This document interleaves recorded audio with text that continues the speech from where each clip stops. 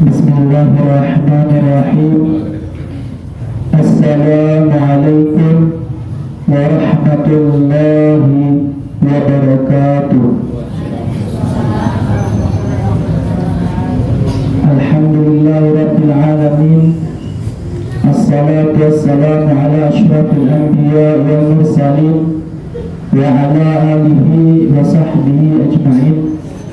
Asyhadu an la ilaha illallah wahdahu la syarika lah wa asyhadu anna Muhammadan abduhu wa rasuluh.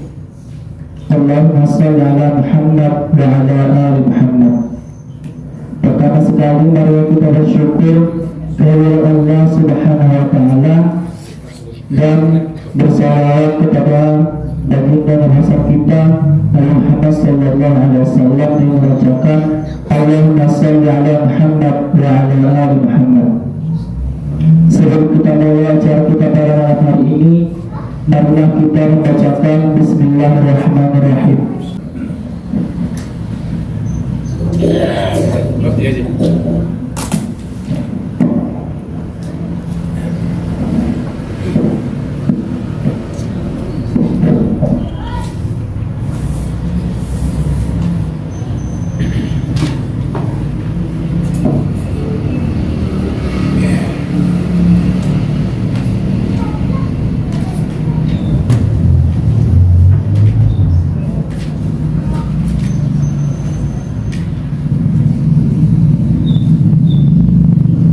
Bismillahirrahmanirrahim.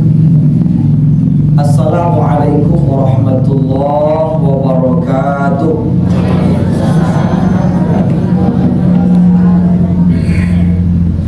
Alhamdulillahi rabbil alamin,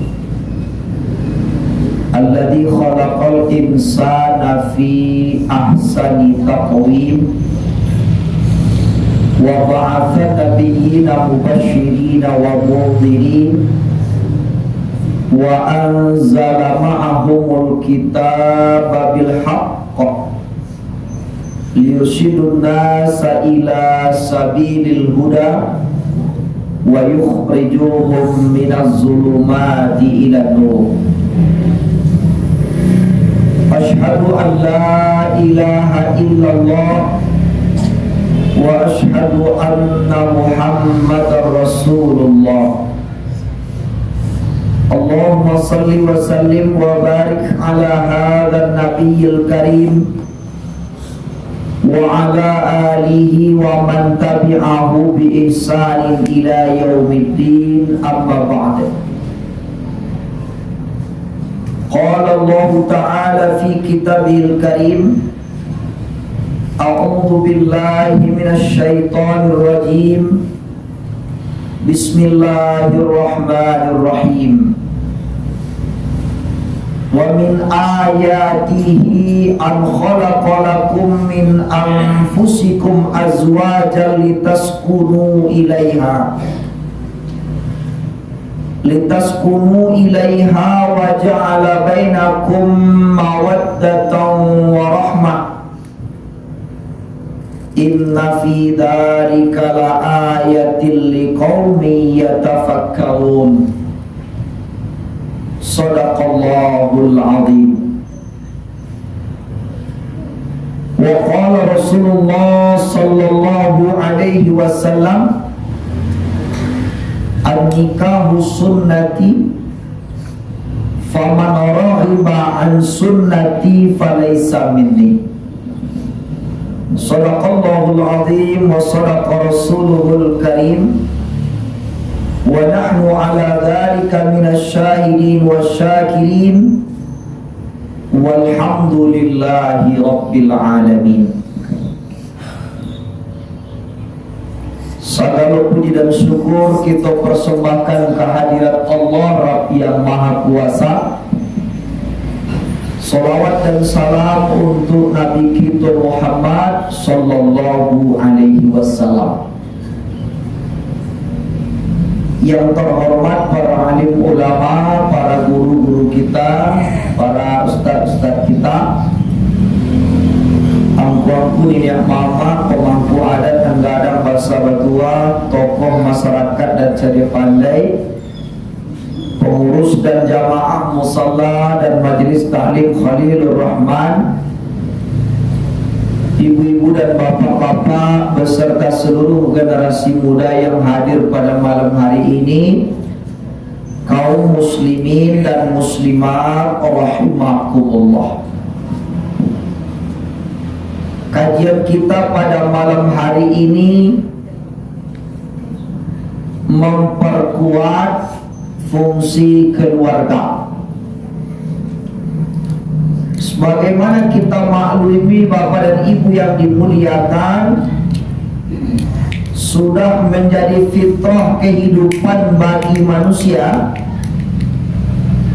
bahwa Allah Subhanahu wa ta'ala menciptakan kita manusia ini adalah berpasang-pasangan.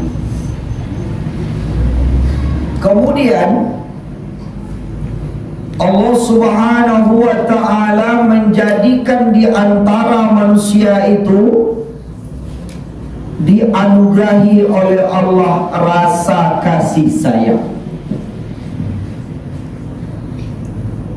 Lalu Allah Subhanahu wa ta'ala memberitakan di dalam Al-Quran agar kita bertakwa kepada Allah yang telah menciptakan kita dari diri yang satu. Kemudian nanti Allah menciptakan pasangannya, lalu Allah perkembangbiakkan dari dua nenek moyang itu manusia yang banyak, sehingga terjadilah kehidupan yang terjadi pada saat sekarang ini. Allah firmankan dalam surah An-Nisa ayat yang pertama, Ya ayyuhan nasu taqu rabbakumul ladzi khalaqakum min nafsin wahidah wa khalaqa minha zawjaha wa batha minhuma rijalan katsiran wa nisaa wattaqullaha alladzi tasaaluna bihi wal arham innallaha kana 'alaikum raqiba. Wahai sekalian manusia, kata Allah, bertakwalah kamu semua kepada Rabbmu yang telah menciptakan kamu dari diri yang satu, yaitu Nabi Adam. Kemudian Allah ciptakan pasangannya, yaitunya Siti Hawa. Lalu dari keduanya Allah perkembangbiakan laki-laki dan perempuan yang banyak. Maka kata Allah, bertakwalah kamu kepada Allah yang dengan namanya kamu saling meminta, dan peliharalah hubungan kekeluargaan. Sesungguhnya Allah selalu menjaga dan mengawasi kita. Maha benar Allah dengan segala firman-Nya. Tahun 2003 balik sampai 2005 balik, Bapak dan Ibu, Ambo melakukan penelitian di Pengadilan Agama Bukit Tinggi yang wilayah hukumnya meliputi 10 kecamatan. 3 kecamatan di dalam kota Bukit Tinggi dan 7 kecamatan di Kabupaten Bangagam bagian timur. Dari penelitian tersebut, Bapak Ibu yang dimuliakan, didapatkan data bahwa angka perceraian ini semakin tahun semakin meningkat. Setelah kita lihat data di pengadilan agama yang lain di Sumatera Barat, hampir sama. Kita baca lagi berita bagaimana perkembangan di pengadilan agama provinsi-provinsi lain seluruh Indonesia, ternyata tidak berbeda.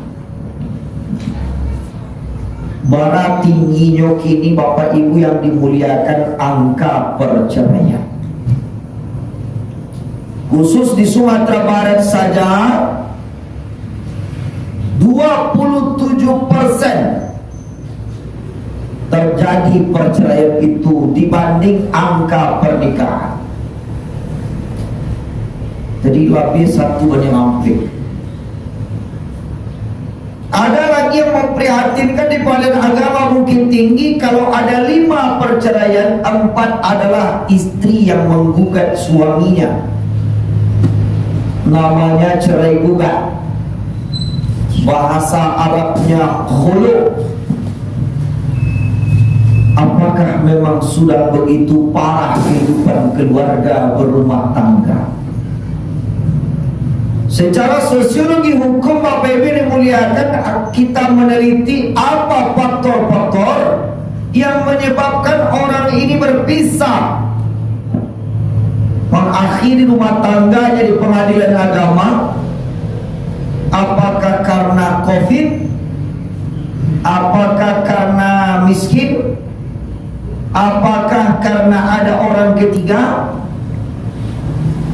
Ternyata Bapak Ibu yang dimuliakan, penyebab pertama adalah kurangnya pemahaman tentang agama Islam bagi pasangan yang berumah tangga itu.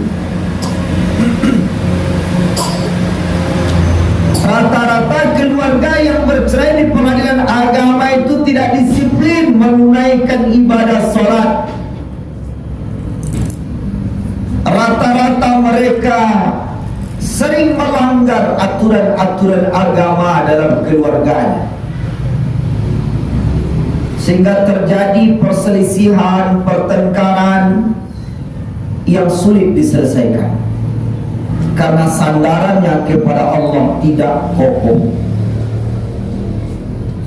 Yang kedua Bapak Ibu yang dimuliakan, penyebabnya adalah meningkatnya kehidupan ekonomi. Menjalan meneliti yang mau menyangkut Bapak Ibu dan membaca kurang nambahan saya di nyotak babiti. Ternyata temuannya terbalik. Dulu ketika mereka hidup sederhana, kalau istilah anak mudanya, makan sepiring berdua, hujan bertadu daun pisang, kamapai berjalan kaki, paling tinggi naik ojek, naik gokar, tinggal di rumah kontrakan, nih duit apa adonyo. Ketika itu mereka mesra berkeluarga, saling menghormati, saling menghargai, utuh rumah tangganya.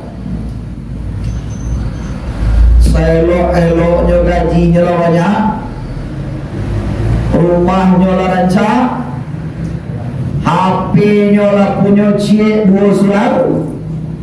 Kehidupannya sudah mulai mapan, ketergantungan terhadap pasangan mulai berkurang. Lalu dengan keadaan yang seperti itu, mereka sudah mulai tidak lagi menunaikan hak dan kewajiban di antara mereka. Akhirnya mereka bersepakat untuk menghentikan atau memutuskan hubungan keluarga itu. Ternyata tidak selalu kesulitan yang membuat orang berpisah. Justru yang berpisah ini rata-rata ekonominya mampu. Kemudian Bapak Ibu yang dimuliakan, berbagai upaya dilakukan agar problem rumah tangga ini tidak semakin besar. Dibukalah namanya lembaga konsultasi keluarga.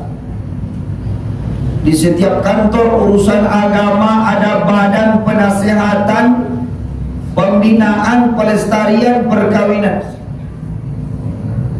Ada ormas-ormas Islam seperti Dewan Dakwah membuka konsultasi keluarga. Majelis Ta'lim membuat LK2S, Lembaga Konsultasi Keluarga Sakinah. Banyak lagi lembaga-lembaga membuka agar masyarakat tidak membawa persoalannya segera ke pengadilan agama.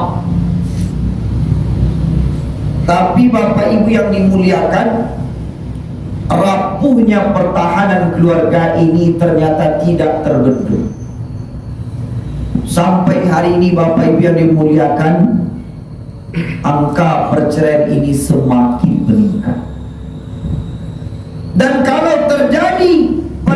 dengan itu hak-hak keluarga tak lagi bisa ditunaikan. Anak-anak tidak lagi terdidik sebagaimana mestinya. Lalu akan ada nanti masalah-masalah, baik berupa pendidikan anak, termasuk juga masalah harta, dan banyak lagi persoalan sosial yang lain. Bapak Ibu dimuliakan, kalau kita perhatikan, agama kita ternyata sangat komplit, mengatur seluruh lini kehidupan. Nabi Sallallahu Alaihi Wasallam itu juga berumah tangga seperti kita. Beliau menikah, beliau punya istri, beliau punya anak.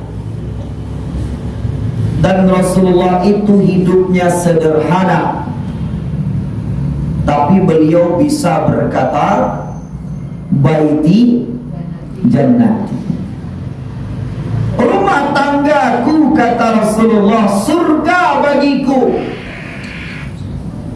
Padahal di rumah Nabi tak bantut di rumah awak dulu.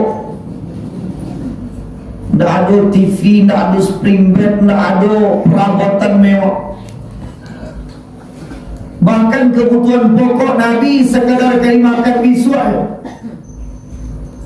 Tetapi di dalam kesederhanaan itu, Nabi mengecekkan rumah tangga beliau bagaikan sabuk. Mari kita lihat Bapak Ibu dimuliakan, apa rahasia sehingga rumah tangga Rasulullah itu kokoh. Pertama, Bapak Ibu yang dimuliakan, Rasulullah membangun rumah tangga, membangun kehidupan berkeluarga, niat dinyelurikan. Niatnya adalah melaksanakan perintah Allah. Kerana menikah, Bapak Ibu dimuliakan, perintah Allah kepada kita. Siapa disuruh menikah, Bu? Laki-laki. Karena perempuan dinikahi, yang menikah itu laki-laki. Jadi kami yang berusia kita disuruh menikah, Allah tidak dinikahi. Yang menikah itu laki-laki. Fankihu ma taba lakum minan nisa, nikahi olehmu perempuan-perempuan yang baik. Supaya perempuan itu bisa menikah, maka jadilah perempuan yang baik. Karena laki-laki itu diperintahkan menikah kepada perempuan yang baik. Kamu tahu ayat kata sebetul semua. Tahu Islam? Masna wal thulatha wal ruba', dua-dua, tiga-tiga atau pempek. Kamu nyasar ibu tadi kecil pun kan? Aduh sudah ayatnya lah ibu. Aduh sudah ayatnya lah. Dua-dua, tiga-tiga atau empat. Kalau kamu tidak sanggup berlaku adil, fawahidah, maka cukuplah satu saja. Di ujung ayatnya kunci dia Allah, sungguh kata Allah baik untuk bisa berlaku adil. Cuman kami ajak baca ayat itu separuh sih. Tak sampai sudahnya kami baca dulu. Yuk. Kula ayat yang paling banyak ibu-ibu yang tak suka ya. Tak suka dengan apa-apa. Kalau mendangan mereka 2-3 mah. Kalau itu ayat Quran tu, cuman membacanya harus sampai sudah. Baca secara utuh sampai selesai, sehingga kita bisa memahami maksud ayat ini. Nah, Bapak Ibu dimuliakan, wah lama-lama dia itu laga lain jadi ibu ngomong. Kita pindah kepada rumah tangga Rasulullah tadi. Jadi menikah, berumah tangga, berkeluarga, Bapak Ibu, niatnya adalah menjalankan perintah Allah, melaksanakan sunnah Nabi. Apa kata Nabi? An-nikahu sunnati menikah, berkeluarga, berumah tangga itu sunnahku. Faman raghiba an sunnati falaysa minni. Siapa yang tak suka dengan sunnah ambo bukan umat ambo. Jadi tak boleh awak jomblo sampai mati no. Ya, kini kan jomblo orang enak. Mangkujang sampai mati. Menjadi gadis sampai mati. Kadang mau tukar nama juga gadis, belum gadis tapi. Yo. Aduh, anggota besar di rumah gadis nama cik, bujang cik. Orang ni lagi tua-tua keduanya. Pandai ni mencari nama ya. Nak jadi tua-tua ni lagi nama gadis cik, bujang cik. Dia berumah tangga gigi sadonya, bujang dia pak. Walau belum 70 umurnya gadis dia sih. Walau cucu sama pas bulan balik. Nabi dia berbahagia, bapak-bapak yang dihormati. Berumah tangga adalah fitrah manusia dan ini perintah Allah dan Rasulnya. Lalu lakukanlah perintah Allah itu sesuai dengan panduan dan tuntunan. Kalau mau ceramah ke sekolah-sekolah, ke CRTP, CRTA, bertanya anak kamu, boleh pacaran Ustaz? Macam boleh pertanyaan itu dulu. Boleh kecampur siapa nak pacaran lah. Cuma syaratnya yang harus dipenuhi. Aku dulu pacaran 2 tahun, tapi syaratnya memenuhi. Syarat pacaran 3 saja. Yang pertama nikah dulu. Yang kedua pacar awak, orang yang awak nikahi tadi, jangan lain loh. Yang ketiga, kalau kau pacaran di rumah saja, tak orang ada awak.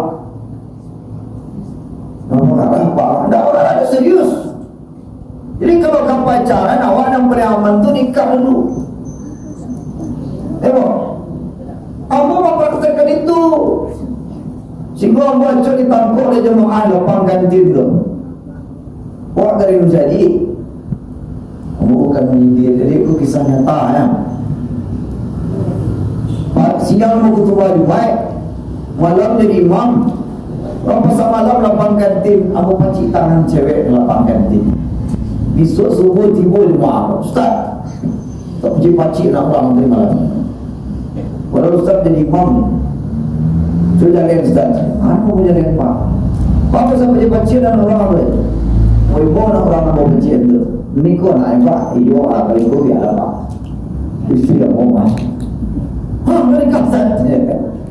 Jadi Bapak Ibu, motivasi saya menikah itu adalah agar saya jangan bermaksiat kepada Allah. Saya penceramah, saya imam, saya panggil orang ustaz. Tentang kok apa cewek di tempat bisa tahu lagi kira ustaz alu aja. Ya. Nah, lebih kita menikah. Setelah menikah aman. Walaupun kalau apa itu masuk bawa buku nikah, jangan tak percaya. Nah, sampai kita punya anak 2 tahun kemudian baru kami punya anak. Anaknya umur kita aman. Mana kita pergi tak tanya orang lain. Tapi tahun kemarin Idul Adha kemarin kami khutbah. Idul Fitri kemarin kami khutbah di Lubuk Pasung. Itulah hotelnya sebelah ketat pak. Lama anak awak bertiga, tak boleh minta aku nikah awak, tak boleh minta sedara. Hotel syariah pak, aku nikah pak je. Oleh itu anak ketatnya di Lubuk Pasung dulu di hotel Sampurna itu. Tapi itu bagus kalau memang komitmen menerapkan seperti itu. Di pasangan yang suami istri itu dibuktikan jelas dia pasangan yang menikah, baru boleh menginap di sana. Itu kalau tersyariah seperti itu. Tapi harus komitmen. Tidak hanya untuk kita aja, tapi semua orang diperlakukan seperti itu. Nah, Bapak Ibu dimuliakan, menikah ini adalah separuh dari agama. Penuhi 3 aturan. Pertama, aturan agama terpenuhi syarat dan rukun. Kedua, aturan adat, jangan ditentang adat yang ada.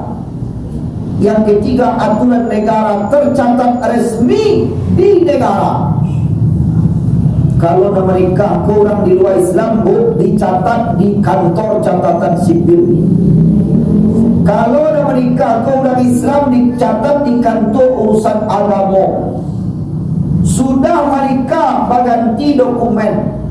Kinilah ada kerjasama Kementerian Agama dengan Pengadilan Agama dengan catatan sipil, sehingga kalau menikah kini anak keponakan awak ada istilahnya pakan teri lalu. Apa kan teri lalu itu? Pas akad nikah terima 8 dokumen. 8 dokumen dari terima. Pertama, buku nikah suami. Kedua, buku nikah istri. Ketiga, kartu nikah elektronik, boleh di-print surat.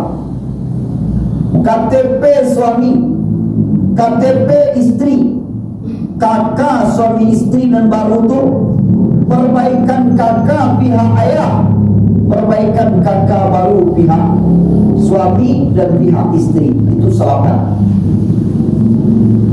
Jadi kami ingin nak pilih itu boleh Ustaz. Ini kami ya. Pernah menikah lama tak? Pilih pak. Jom, kontak nak menikah kini. Pas akan nikah terima 8 dokumen. Karena dengan kerjasama itu lebih mempercepat proses. Biar keponakan Bapak Ibu ini kalau menikah langsung berubah status, dan di hari akad nikahnya itu 8 dokumen yang dia terima. Nah itu. Kemudian menikah ini Bapak Ibu yang dimuliakan, baru sah menurut aturan di negara awak. Tidak cukup hanya aturan agama dan adat saja, harus diikuti aturan negara. Secara agama terpenuhi syarat dan rukun. Syarat suami harus laki-laki, syarat istri harus perempuan. Karena kami lakukan otak mendaftar nyoka menikah, kira cap lonceng keduanya, laki keduanya. Protesnya disidangkannya kepala kuah kami. Kami ini lah masang catering, lah menyiung gedung, lah membagi surat undangan kabar lek. Tapi nak kabar lek laki-laki kedua, banyak kau punya anak. Ada lebih parah lagi di daerah lain. Wah 10 bulan memang keluarga baru tahu mesinnya sejenis. Cuma tak masuk di akal kok. Main catur saja 10 bulan kan. Kok bisa tak tahu dia jenis kelamin? Inilah anehnya orang sekarang Bapak Ibu. Waspada kita dengan pergaulan anak-anak kita sama sekarang. Apa rukun nikah? Suami, calon suami wajib laki-laki, calon istri wajib perempuan. Wali diutamakan adalah wali dari keluarganya sendiri. Wali apa namanya itu? Memang ayah, wali nasab ya.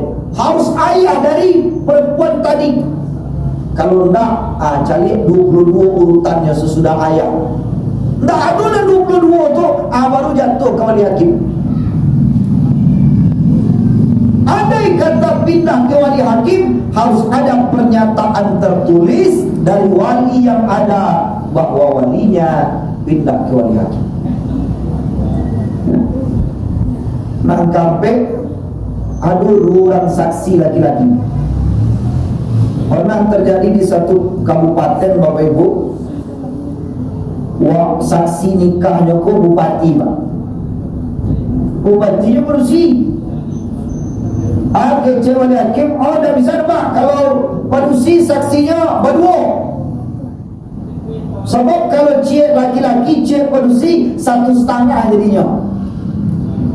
Karena dalam agama kita, kesaksian laki-laki 2 kali kesaksian perempuan.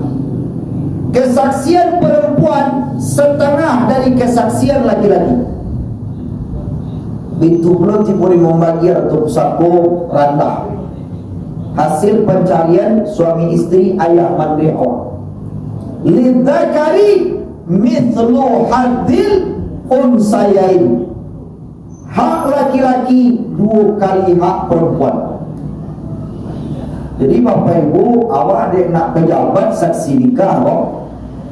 Kira pejabat tu polisi, maka saksi tak boleh 1,5 tu. Harus 2 orang. Kalau laki-laki cik polisi cik, tu namanya saksinya 1,5. Tak terpenuhi syarat dan cuma calon lain boleh ya, berarti 2 jadinya. Polisi 2, laki suami. Mau lengkap dia. Calon suami, calon isteri, ada wali, ada saksian. Kelima, ijab dan kabul. Ijab dari wali, kabul dari calon pengantin laki-laki. Aku nikahkan anak kandungku si fulanah dengan engkau dengan maharnya sekian dibayar tunai karena Allah, itu namanya ijab. Diterima oleh calon suami, aku terima menikahi anak kandung bapa dengan maharnya sekian dibayar tunai karena Allah. Para saksi mengatakan sah, maka sahlah ijab kabul. Tapi jangan lupa Bapak Ibu, ada aturan berikutnya, jangan melanggar adat. Umpamanya dalam adat awak, kalau indah diizinkan menikah tu dalam satu rumpun suku, janganlah awak menikah serumpun suku. Berkota sisi awak secara wadah. Ambo kuliah kerja nyata dulu di Monjo Pasaman. Di sini tak boleh menikah ganti lantiak. Lantak iyo, lantiak iyo. Kakak iyo, adik iyo lah. Meninggal kakak aku menikah adiknya. Dibuang orang sebanyak adat. Anak 5 orang bawa bayi. Kan tak bahagia rumah tak buat jadinya. Setelah saya cari alasan Bapak Ibu, faham aku tak boleh kahwin sesuku. Rupanya dia terlalu banyak bu. Boleh kahwin itu surang-surangnya. Kahwin sesuku itu terlalu banyak. Salah ya. Bapak Ibu dimuliakan, ada aturan adat yang harus kita patuhi. Dan yang tak kalah penting adalah aturan negara bahwa nikah wajib tercatat oleh pejabat yang berwenang. Sampai tadi aku masih menyelesaikan orang bertangkap masalah itu Bapak Ibu. Anak lah ado dan pihak laki-laki kau masih tele-tele dia mencari alasan. Lah 2 tahun anaknya kini lapis tahun umurnya. Inyon namo dia menikahi manusia kau lain. Tak siap lah ikut lah. Orang kayak kamu sakit jantung lah ikut macam-macam alasannya Bapak Ibu. Ini satu saja yang saya sampaikan, ini banyak kasus yang kita tangani. Padahal dia sudah jelas punya anak, dan itu memang pekerjaan dia. Dulu tak mau menikah, alasan apa? Sedang hamil, tunggu anaknya lahir. Setelah anak lahir, apa alasan lagi? Orang tuanya sakit jantung, orang tuanya belum restu. La ilaha illallah, minta restu tak cukup, cara dulu ke jamu. Saya, psikolog, kawan dari KUA, dari pengadilan, sudah semua yang berusaha meyakinkan orang ini. Dia tetap juga tidak mau. Kami bilang, tanggunglah dosa ini oleh bapak dan ibu sampai mati. Dosa zina anak bapak ini tanggunglah semua. Dan ini bukan main-main, ini dosa besar. Nikah adalah akad yang menghalalkan hubungan suami istri. Dari seorang laki-laki kepada seorang perempuan dengan akad yang ditentukan, yang merubah status seseorang menjadi suami dan menjadi istri. Di situ timbul hak dan kewajiban. Kemudian di situ ada tujuan bersama membangun satu kehidupan bersama. Maka Bapak Ibu dimuliakan, kalau nikah itu indah ado kartu atau buku nikahnya, itu namanya nikah ilegal. Nikah terlarang. Oh, kan itu loh Ustaz. Kok nikah di tangan saya dulu hanya bisa diisbat nikahkan? Belum tentu. Jangan Bapak Ibu kira isbat nikah itu bisa menghalalkan nikah yang tidak sah. Tidak semua pernikahan itu dibawa ke isbat nikah lalu diakui oleh pengadilan. Banyak yang ditolak, Bapak Ibu. Kenapa?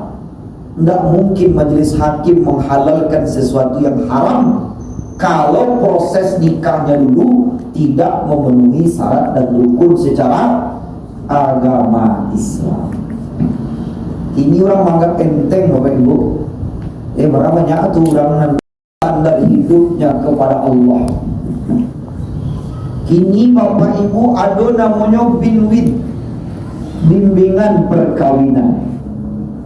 Ada namanya berkah, belajar rahasia nikah. Bukan belajar nikah rahasia. Beda tu, Pak.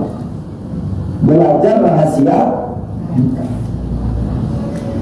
Binwid berkah pun dulu macamnya. Ada dan untuk calon pengantin. Setelah jadi calon pengantinnya mendaftar jadi ketua, baru dapat bimbingan. Dan yang kedua ada namanya untuk remaja usia nikah. Anak awak di SLTA, anak awak dan sedang kuliah, bisa mendapatkan bimbingan perkawinan dari Kementerian Agama secara gratis, tak membayar. Apa tujuannya? Mengajarkan ilmu dan bekal agama supaya mereka faham apa itu perkawinan, bagaimana menyiapkannya dengan baik, sehingga ketika datang masanya nanti mereka berumah tangga tercapai tujuan sakinah mawaddah. Nah, Bapak Ibu dimuliakan, bagaimana rumah tangga Nabi itu bahagia. Beliau sangat memperhatikan ibadah utama yang menjadi sinar cahaya rumah tangga. Ada dua ibadah yang menjadi sinar cahaya rumah tangga, Bapak Ibu. Apa yang dua itu? Nawiru buyutakum bisolati wa qiraatil Quran. Sinarilah rumah tanggamu, kata Nabi, dengan solat dan bacaan Al-Quran. Iko mahar nikahnya seperangkat alat solat, tapi dia tidak sembahyang. Tambah ada dengan satu mushaf Al-Quran, dua kawi Quran dan dua coba. Maka bagian mata gue, Kak, baku nak agak pakai-pakai tidak buang mahar nikah tu. Oh, tak bisa tu pakai-pakai tu mahar nikah kak tu. Baku nak agak mencoba Quran tu. Oh, tu Quran kenangan kami waktu nikah mak. Jadi orang yang dimuliakan, lah salah tujuannya. Itu rupanya untuk kenangan. Padahal yang namanya mahar tu pemberian. Kalau sudah diberikan, sudah jadi milik. Kalau sudah jadi milik, pergunakan sesuai dengan tujuan memberi. Nah, itu. Nah, cukup kita cari Bapak Ibu. Mangko solatku para lubana dijago dalam keluarga awak, karena solat itulah menjadi stabilizer jiwa awak. Solat ikut dan menjadi penentram, penyejuk pikiran. Sabalik manfaat solatku dalam kehidupan awak, enam pertama membuat Allah ridha mencari awak. Segala nikmat Allah kita pakai, segala fasilitas kehidupan kita gunakan, Allah dah ridha mencari awak. Mengaku Islam tapi menganggap enteng solat. Oksigen kita hirup, cahaya matahari kita nikmati, air kita minum, makanan kita makan, pakaian kita pakai, kenderaan kita gunakan. Awak duduk tangga berjalan lalu di atas bumi Allah ku sadunya, dan awak pakai sadunya ku karunia dari Allah. Mengaku agama Islam, awak anggap enteng solat awak. Allah tidak ridha dengan semua yang kita gunakan itu. Yo diaji jo Allah, tapi tidak jo sayang. Itulah bedanya Rahman jo Rahim. Allah Rahman, Maha Pengasih, tak pilih kasih. Tapi Allah penyayang, bertampe sayang Allah tu. Ini penting. Kemudian salat itu hubbul malaika. Kalau kita menjaga salat kita, maka kita diridai malaikat kali kamu awak. Malaikat ko menjaga awak, membimbing awak, membisikkan ke awak dan elok-elok. Sebaliknya kalau awak ajak meninggal salat awak, awak diridai setan dan iblis. Berdoa tu yang tu ditanya oleh sahabat ke Nabi, ya Nabi, dia orang ko diridai malaikat tu setan, iyo kata Nabi. Termasuk engkau, iyo. Bahawa engkau selamat dari setan tu. Dijawab oleh Nabi, setan tak bisa beruntung kamu. Kamu bisa membedakan mana setan dan mana malaikat. Sedangkan umatku, kata Nabi, mereka tidak bisa melihat mana yang setan, mana yang malaikat. Kadang-kadang bisian setan, jadi bisian malaikat. Ada orang betul, orang yang kira setannya, ya kan? Setiap nama halangi awak taat kepada Allah, itu adalah setan. Itu setiap.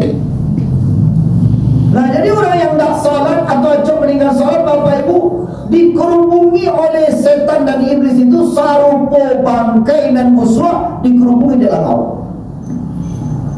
Itu maka orang yang menganggap enteng salat, Bapak Ibu yang muliakan, mudah dia nyoba buat salah.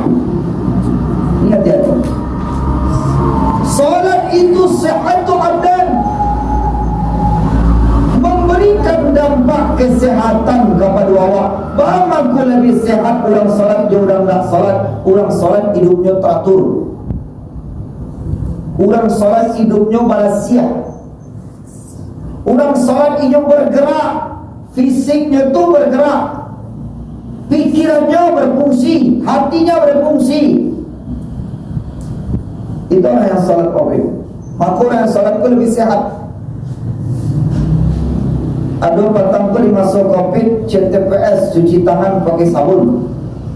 Dengan cek tangan sini dibasuhnya. Kalau orang salat, berwudu 5 waktu sehari semalam. Itu wajib berwudu. Lalu diwajib. Ada mandi sunat namanya, ada mandi wajib namanya. Banyak cara membersihkan tubuh dalam Islam. Kemudian salat itu barakatul haya wa rizq, membuat rezeki dan hidup awak menjadi barakat. Antando rezeki jadi awak barakat, nyoba awak di rezeki ku dakik per Allah. Kau punya rumah awak, rumah tu membuat awak lebih taat per Allah. Kau punya kendaraan awak, dibawa di kendaraan awak tu kepada taat per Allah.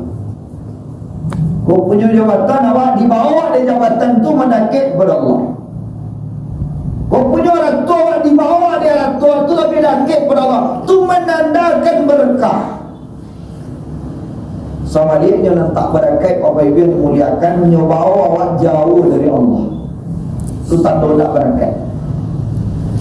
Rumah tangga yang berkah itu, Bapak Ibu yang dimuliakan, adalah rumah tangga yang dekat kepada Allah seluruh anggota keluarga itu, sehingga mereka selalu bersyukur di atas segala pemberian dan nikmat dari Allah. Mampu mereka bersabar ketika diuji oleh Allah Subhanahu wa ta'ala. Salat ku Bapak Ibu tatma'innul qulub, menenteramkan hati awak. Guna-gulana pangan awak, hati awak ku gelisah nak tanam, maka dirikan salat. Salat menenteramkan hati kita. Dia menjadi stabilizer jiwa bagi orang yang menunaikannya. Salat itu juga lidzikrillah, untuk membuat awak selalu terkena di awak ada Allah yang mencari, yang mendana, yang mengawasi. Kalau orang tak salat, Bapak Ibu, nyelupanya bahasa Allah mencarinya, bahasa Allah mendananya, bahasa Allah mencatat apapun dan di kerajaannya. Tapi kalau kita lagi salat, inna salata tanha anil fahsyai wal munkar. Salat iko akan menjadi kekuatan dari diri awak untuk tapaliaro awak dari dosa-dosa dan maksiat. Orang yang salat tak akan lagi berbuat keji dan mungkar.